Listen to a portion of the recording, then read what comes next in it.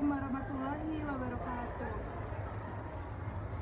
Tepangkeun wasa abdi Izumi Putri Agustin di kelas 10 IPA 8 bade ngadongeng Sunda nyaeta Sakadang Carek. Di hiji balong aya entok keur neangan hakana. Upama aya nu ngacopok gancang di perut. Biasana lauk naon wae upama diudak ku entok sok benang.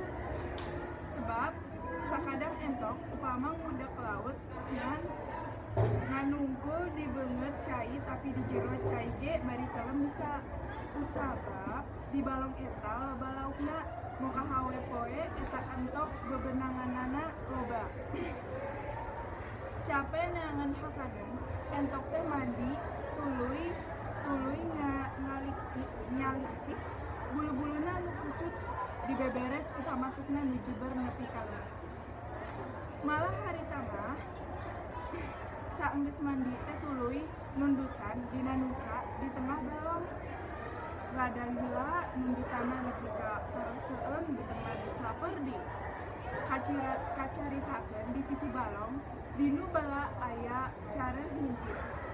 Saenyana ti barang entog datang ngabalong eta ge caruh geus aya ngan teu aya kesempatan ngarontok dan rek dirontokna ge di tengah balong wae.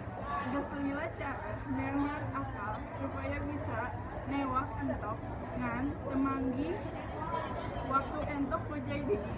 Careuh ngatuyup ka sisi balong tuluy nyumput dinu bala. Ceuk pikir careuh upama entok ngojay ngadeukeut tempat panyumputan kumanehna kumanehanana rek dirontok mah. Kajenteng cenah tiga jebur kana balong oge ngan nyaeta entog teh kawas nu nyaho aya bahaya teu daekeun. Ngadeuketan ngan paeh moka hawe poe eta cara balik ka imahna mawa oleh-oleh daging entog tungkil pisan anak-anakna aratoheun dahar bareng badak bala kecelakaan. Sakitu wae nu dipaparkan ku abdi hampura bun aya kalepatan. Sekian, wassalamualaikum warahmatullahi wabarakatuh.